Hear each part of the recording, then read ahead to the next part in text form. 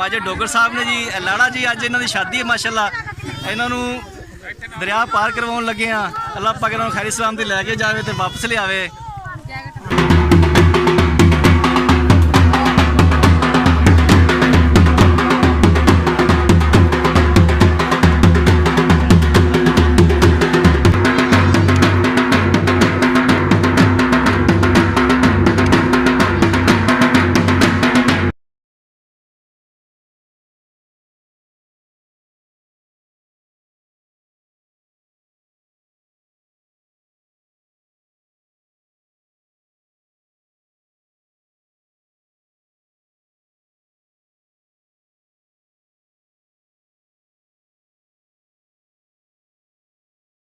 ਅਸੀਂ ਗਏ ਹਾਂ ਜੀ, ਅੱਜ ਜਾਣਾ ਸੀ ਬਰਾਤ ਉਜਰੇ ਤੇ ਰੈਕਸ਼ਨ ਦੀਆਂ ਮਿਹਰਬਾਨੀ ਹੈ।